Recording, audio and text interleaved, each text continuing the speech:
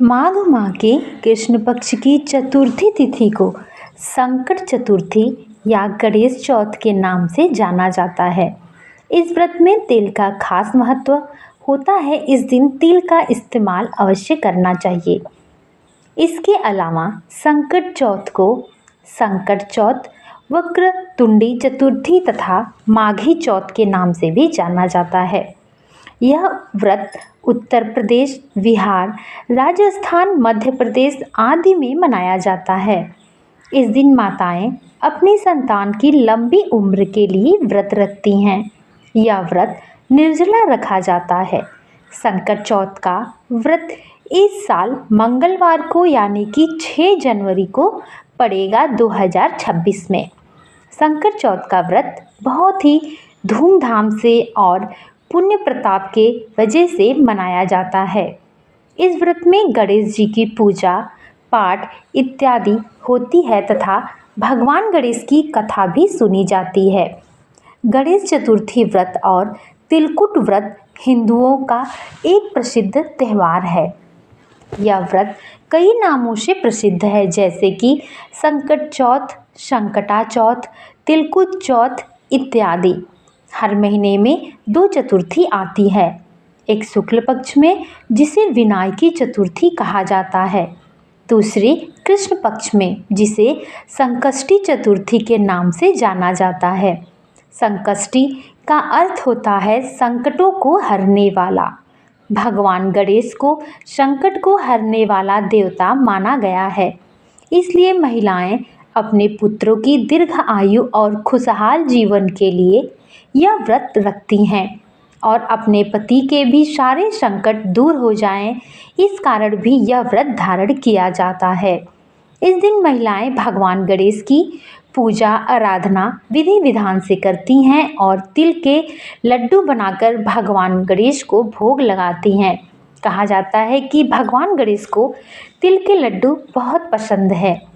मुख्य रूप से भगवान गणेश को विघ्न हरने के लिए और बुद्धि प्राप्त करने के लिए, समृद्धि के लिए भगवान गणेश की पूजा अर्चना महिलाएं करती हैं। यह परिवार के सदस्यों की भलाई और समृद्धि के लिए भी भगवान गणेश का आशीर्वाद पाने के उपाय होते हैं। जो संकट चतुर्थी के दिन महिलाएं व्रत धारण करती हैं, उनके पुत्र की भगवान गणेश सदैव रक्षा करते हैं और उनके पुत्र की सदैव लंबी आयु होती है। 2026 में 6 जनवरी को गणेश चतुर्थी का पर्व मनाया जाएगा, जिसकी तिथि की शुभ आरंभ होगी 6 जनवरी को सुबह 8:01 पे और समापन होगी 7 जनवरी को सुबह 6:52 पर। इस कारण 6 जनवरी को महिलाएं निर्जला व्रत धारण करेंगी और शाम के समय चंद्रदेव को अर्घ्य देकर अपने व्रत को पूर्ण करेंगी। इस व्रत में गणेश जी का पूजा संकट चौथ की कहानी भी पढ़ी जाती है। इसके अलावा चंद्रमा को अर्घ्य देकर व्रत खोला जाता है। इस साल संकट चतुर्थी पर आश्लेषा नक्षत्र प्रीति योग का संयोग बन रहा है। इस कारण इस बार संकट चौथ का व्रत बहुत ही फलदायी होने वाला है। संकट चौथ यानी तिलकुट चतुर्थी को लेकर मान्यता है कि इस दिन तिल से बनी चीज़ों का भोग गणेश जी को अवश्य लगाना चाहिए। इस चतुर्थी पर तिल का दान भी करना बहुत ही शुभकारी बताया जाता है। संकट चतुर्थी के दिन व्रतधारी महिलाएं प्रातःकाल सूर्योदय से पहले ही अपने व्रत का संकल्प ले लेती हैं और पूरे दिन चंद्रमा को जब तक नहीं देख लेती तब तक व्रत धारण की रहती हैं। चंद्रदेव के उगने के बाद उन्हें अर्घ्य देकर अपने व्रत का पारण करती हैं। परिवार भगवान गणेश को समर्पित विशेष प्रार्थना करती हैं ताकि उनके परिवार पर और उनके बच्चों पर कभी कोई आँच ना आए। शाम के समय गणेश जी का विधि विधान से पूजा किया जाता है और व्रतधारी महिलाएं पूजा पाठ संपन्न करती हैं और गणेश चतुर्थी की कथा भी सुनती हैं। शाम को चंद्रमा को देखने के बाद व्रत खोला जाता है और प्रार्थना की जाती है कि भगवान गणेश उनके परिवार पर सदैव अपनी कृपा बनाए रखें।